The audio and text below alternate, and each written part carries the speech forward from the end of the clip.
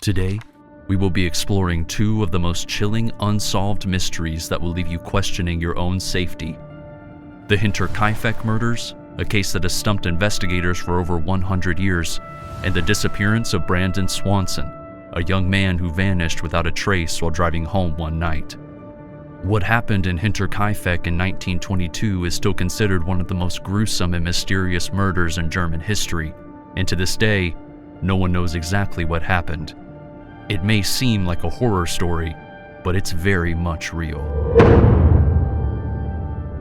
The more you uncover, the deeper you get sucked into this rabbit hole that takes you on a 100-year-old maze full of twists and turns that you'd never expect.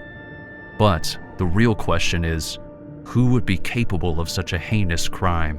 What could possibly be the reason for taking the lives of an innocent family, their young children, and their maid? And most importantly, why did they live in the family's home afterward? Join us today as we try to unravel this mystery that's been buried deep for over a century. Imagine living in a lonesome place near the woods, miles away from civilization. That was the reality for Victoria Gabriel, a 35-year-old woman and her family. They lived in the farmstead with her two kids, 7-year-old Kazilia and 2-year-old Joseph, and her elderly parents, Andreas and Kazilia Gruber.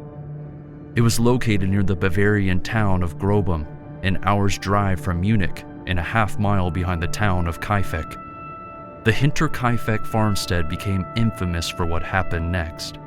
The Gruber family kept to themselves, but when young Kazilia missed school and the family failed to show up to church, neighbors grew concerned. And on April 4th of 1922, a search party was led by Lorenz Schlittenbauer, who had previously been romantically involved with Victoria. What they found was truly shocking and likely haunted them for the rest of their days. They found the bodies of every member of the Gruber family slaughtered in hideous and gruesome fashion throughout their property under mysterious circumstances. It's been speculated that the tool used in the murders was a mattock, a pickaxe-like tool used for digging. Surprisingly, a few days prior to the gruesome murders, Andreas had discovered mysterious footprints in the snow leading from the edge of the forest to their farm. But get this, there were no footprints leading away from the farm. That's not all. The house keys had also disappeared several days before the murders too. Now if that isn't a red flag, then what is? These would all be alarm bells that would send any family running, but the Grubers stayed put. The new maid, Maria, had just started working at the house. The previous maid had left 6 months earlier, claiming the place was haunted. According to her, she heard footsteps coming from the attic all night long, but when she went up to check, nobody was there. The members of the Gruber family likely all died instantly, with the exception of the 7-year-old Kazilia. The autopsy revealed that she actually lived for several hours after the murders, and it seemed that she was in distress before dying, tearing out her own hair. Despite the horrifying fates of the Grubers, the search party found that the farm animals and family dog had not been harmed and had, in fact, even been fed and tended to in the days between the murders and their discovery. Smoke had been seen coming from the chimney in those days too, which suggests that the murderer had been living calmly at the farmstead for over 6 months.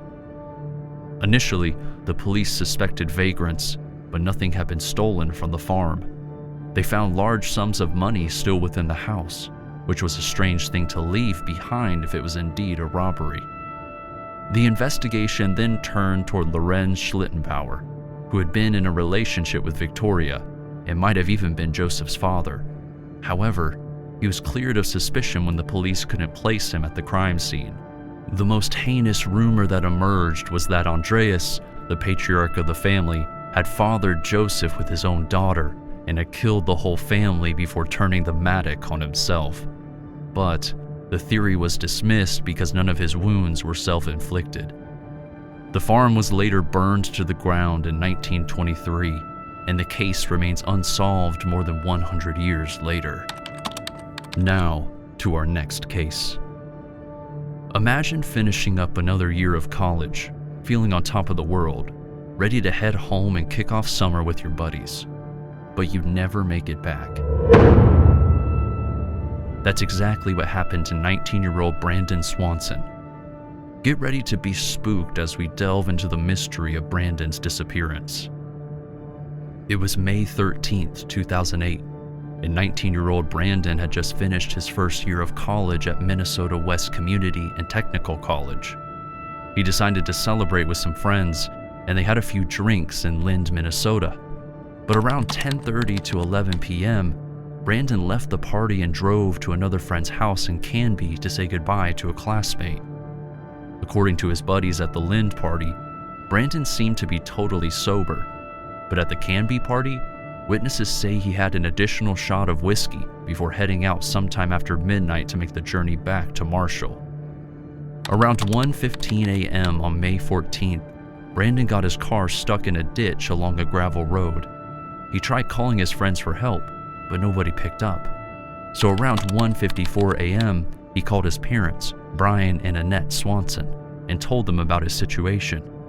He told them he needed a ride because he was stuck between Marshall and Lind, so he gave them his location and reassured them that he wasn't hurt from the accident. When his parents arrived at the location Brandon had given them, he was nowhere to be found. Annette called him, and they both agreed to flash their lights to let each other know where they were. She could hear Brandon flashing the car lights, but still saw nothing. She kept saying, "We're flashing our lights, we're flashing our lights." His response to her was, "Don't you see me?" They never saw him. Frustrated, Brandon hung up on his mom, but Annette quickly called him back, apologizing for getting frustrated herself. Brandon told his mom that he could see the town lights and he was going to walk towards town. He also called his dad and told him to meet him at the parking lot of a local bar and wait for him there. Around 2:30 a.m., roughly 47 minutes into the call, Brandon suddenly said, "Oh shit." Thinking that Brandon must have dropped his phone, his parents started to yell his name in order for him to find the phone, but the connection was lost. They tried to call back, hoping that Brandon would see the light from the cell phone in the dark to locate it, but he never answered. At 6:30 a.m., the police told them to wait a bit, as it wasn't uncommon for young men to disappear for a while. But things took a turn when cell phone records revealed that Brandon was actually in Porter, Minnesota, not Lind, when he last spoke to his parents. Porter is located between Canby and Marshall along Highway 68, and that's where the search began. Finally, at around 12:30 p.m., Brandon's Chevrolet Lumina sedan was found about 1.5 miles north of Taunton, right on the border between Lincoln, Yellow Medicine, and Lyon counties. Surprisingly, there was no physical damage to the car. Over the months following Brandon's disappearance, the community, volunteers, emergency personnel, and law enforcement officials came together and searched every nook and corner of Lincoln, Lyon, and Yellow Medicine counties. They even used boats, horses, and all-terrain vehicles to comb through the area, including the Yellow Medicine River. The authorities believed that Brandon fell into a body of water and drowned. Search dogs were brought in to track Brandon's scent, and they led the authorities to the river's edge. But the dogs kept on walking, which suggests that Brandon may have actually fallen into the water, managed to get out, and continued on his journey. The search dogs also picked up the scent of human remains in an area north of Porter near Mud Creek, but nothing has ever been recovered. Police don't suspect any foul play and believe that Brandon's remains are still within the 122 square mile search area. And despite many searches conducted over the years, neither Brandon nor his cell phone have ever been found.